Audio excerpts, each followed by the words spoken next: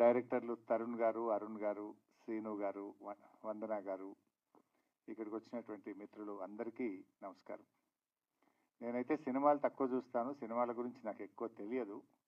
But నాకు మల్లీశ్వర్తో పరిచయం ఏంటంటే, ఒక యంగ్ ఐటీ ఎంటర్ప్రెనర్, తెలుగు బిడ్డ అమెరికాలో స్థిరపడి 2 టైర్ టౌన్లో కూడా నిరుద్యోగ యువతకు ఉద్యోగాలు ఇవ్వాలని నేను ఆహ్వానించగానే సిద్దిపేటలో నా ఐటీ టవర్లో ఒక కంపెనీ ఓపెన్ చేసి ఎంతోమంది గ్రామీణ యువతకు ఉద్యోగాలు ఇచ్చిన డాక్టర్ మల్లీశ్వర్ను అభినందించాలి, ఎంకరేజ్ చేయాలి అని చెప్పి నేను ఈ కార్యక్రమానికి వచ్చాను. ఈరోజు తెలుగు సినిమా చిత్ర పరిశ్రమ టాలీవుడ్ అనేది అటు బాలీవుడ్తో హాలీవుడ్తో పోటీ పడతా ఉంది. హాలీవుడ్తో రాబోయే రోజుల్లో పోటీ పడాలంటే ఈ ఏఐ టెక్నాలజీ, విఎఫ్ఎక్స్ సొల్యూషన్స్ అనేవి చాలా చాలా అవసరం. అంటే సినిమా బడ్జెట్ను తగ్గిస్తూ, విజువల్ ఎఫెక్ట్ను పెంచుతూ, వ్యూవర్స్ను అట్రాక్ట్ చేయడానికి ఏఐ ఎంతగానో అవసరం ఉంది. ప్రపంచమంతా కూడా ఏఐ వెంట పరుగులు పెడతా ఉంది. సో మరి మల్లీశ్వర్ అమెరికా నుంచి ఇండియాకు వచ్చి తెలుగు చిత్ర పరిశ్రమకు అవసరమైనటువంటి ఏఐ విజువల్ ఎఫెక్ట్స్ను అందించడానికి ఆయన ముందుకు రావడం అభినందనీయం.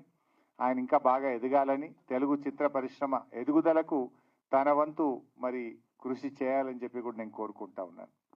ముఖ్యంగా మనం చూస్తూ ఉంటాం, కొన్ని సినిమాలు అయితే ఆస్కార్ అవార్డు వచ్చినాయి. తెలుగు సినిమాలు, ఆర్ఆర్ సినిమా లాంటి సినిమాకు ఆస్కార్ అవార్డు వచ్చింది. అంటే తెలుగు చిత్ర పరిశ్రమ ఎంత బలంగా ఉంది.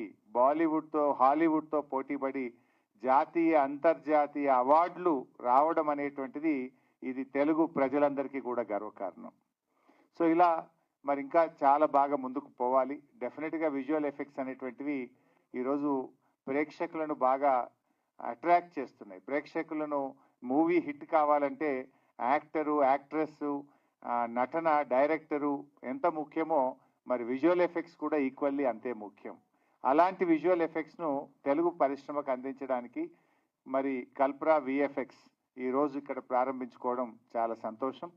మరి ఈ మధ్య మనం చూస్తూ ఉన్నాం, సినిమాల్లో ఒక దురదృష్టకరమైన సంఘటన జరగడం. మన ముఖ్యమంత్రి గారు అసెంబ్లీలో మాట్లాడుతూ ఏమన్నారంటే, ఇంకా జబ్ తక్ మై ఏ కుర్సీ మే బైఠతా హూं తబ్ తక్ ప్రివ్యూ షోస్ నయ్యే, టికెట్స్ బడానే కే నయ్యే, కుచ్ నహీ కర్తూ అన్నాడు.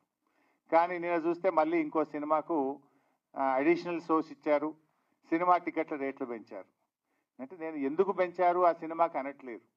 ముఖ్యమంత్రి అనే వ్యక్తి అయితే ఇచ్చిన మాట మీద నిలబడాలి, లేదా అందరినీ సమానంగా చూడాలి. నీకు నచ్చితే ఒక తీరు, నచ్చకపోతే ఇంకొక తీరు ఉంటే అది చిత్ర పరిశ్రమకు నష్టం జరుగుతుంది. చిత్ర పరిశ్రమను ప్రేమతో, అభిమానంతో ఎంకరేజ్ చేయాలి. పరిశ్రమ పెరుగుదలలో మన రాష్ట్ర ఎదుగుదల ఉన్నది. మనకు ఆస్కార్ అవార్డు వచ్చిందంటే అది తెలుగు ప్రజలందరూ కూడా గర్విస్తారు. పరిశ్రమను ఎంకరేజ్ చేయాలి తప్ప బ్లాక్మెయిల్ చేసేటువంటి పరిస్థితికి పాల్పడొద్దని నేను ముఖ్యమంత్రి గారిని కోరుతా ఉన్నా.